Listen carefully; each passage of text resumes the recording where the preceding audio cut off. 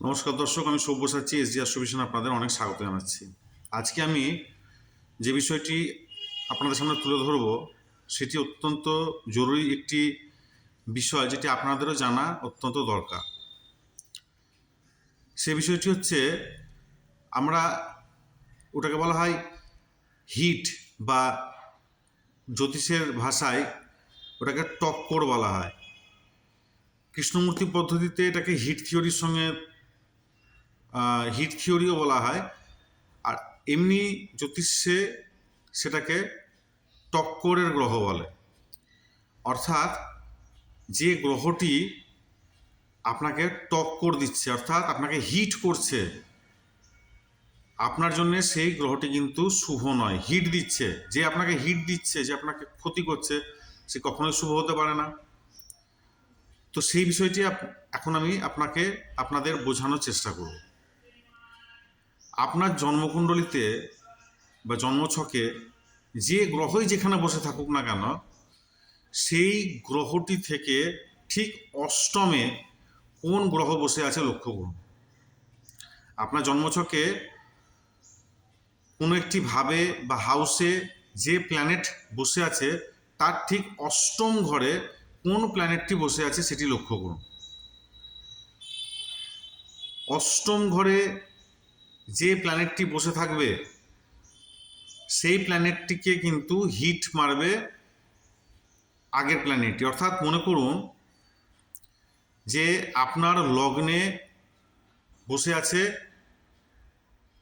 রাহু এবং আপনার অষ্টম ঘরে বসে আছে মঙ্গল।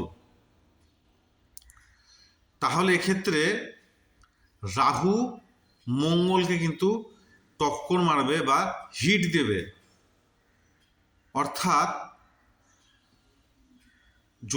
আমাদের বৈদিক জ্যোতিষে এটাকে কিন্তু ষষ্ঠাষ্টক যোগ বলা হয়। অর্থাৎ 6-8, মানে লগ্ন থেকে অষ্টম যদি আপনি কাউন্ট করেন তো হবে 8 নম্বর। এবার অষ্টম থেকে যদি 6 নম্বর কাউন্ট করেন সেটা হবে, মানে অষ্টম থেকে যদি 1 নম্বর লগ্ন পর্যন্ত কাউন্ট করেন তাহলে হবে 6 নম্বর। আবার বলি, লগ্ন থেকে অষ্টম ঘর পর্যন্ত যদি আপনি কাউন্ট করেন সেটা হবে 8 নম্বর ঘর। অষ্টম ঘর থেকে যদি লগ্ন কাউন্ট করেন সেটা হবে 6 নম্বর ঘর। অর্থাৎ যে কোনো গ্রহের রিলেশনের ক্ষেত্রে ষষ্ঠাষ্টক যোগ অত্যন্ত খারাপ বা অশুভ যোগ হিসাবে বিবেচিত হয়। সেটা জ্যোতিষের বিভিন্ন ব্রাঞ্চ যেগুলো আছে সেখানে বিভিন্ন নামে এটাকে অভিহিত করা হয়, কিন্তু ফল সেই একই রকম, অর্থাৎ খারাপ ফল।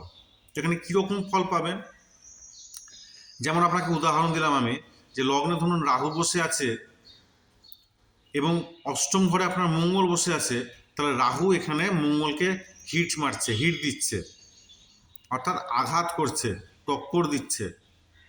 যখন এরকম ব্যাপার হবে তখন জানবেন যে হিট খাচ্ছে, অর্থাৎ এই যে এখানে মঙ্গল হিট খাচ্ছে, মার খাচ্ছে।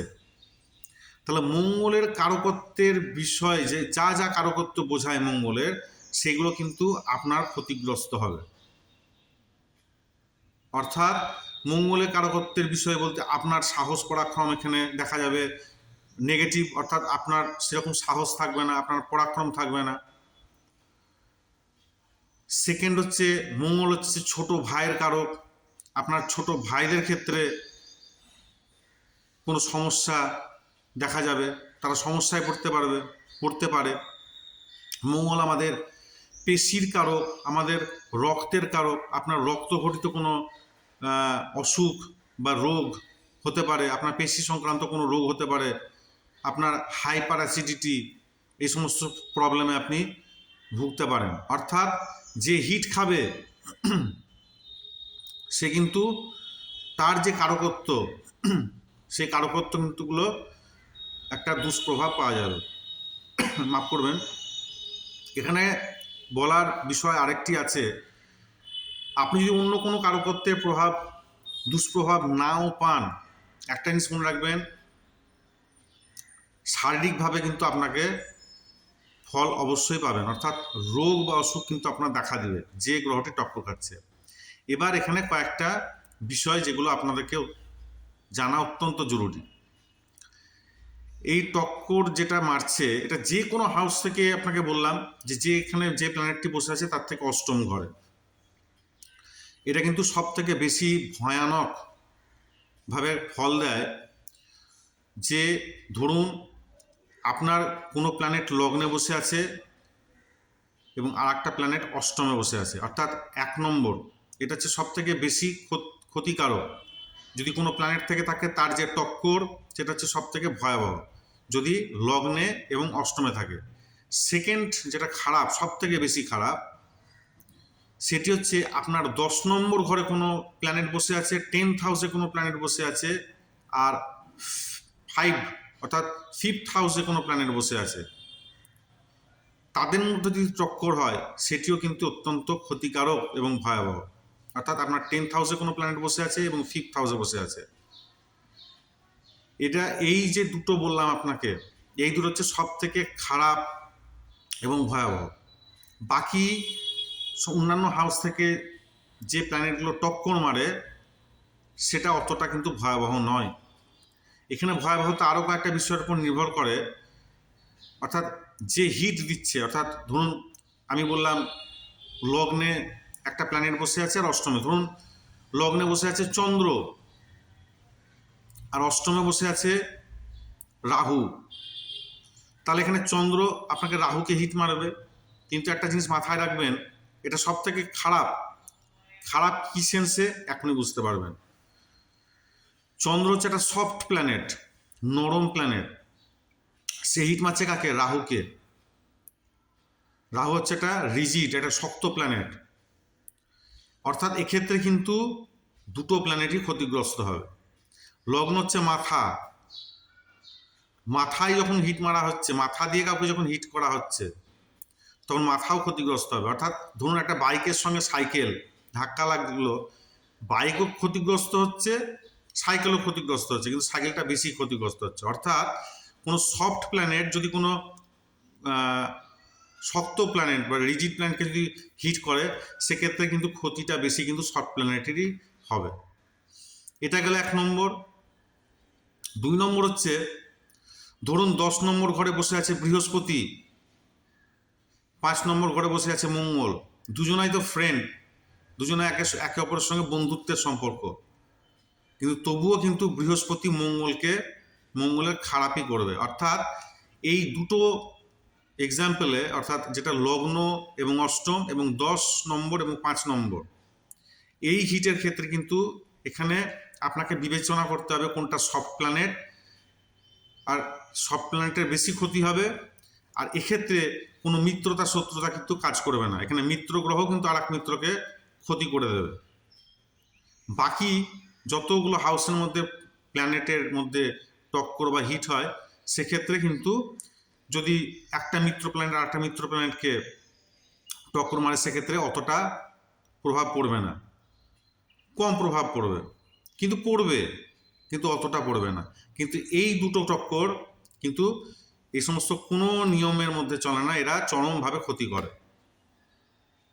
এই টক্কর, এটাকে আপনারা যদি ভালো করে জ্যোতিষ গ্রন্থ যেগুলো আছে অধ্যয়ন করেন, বা আজকাল ইউটিউবে অনেক রকম ভিডিও হয় জ্যোতিষের, সেখানেও যদি আপনারা ফলো করেন তখন দেখবেন এই হিট বা টক্কর কিন্তু নিয়ে অনেক আলোচনা হয়।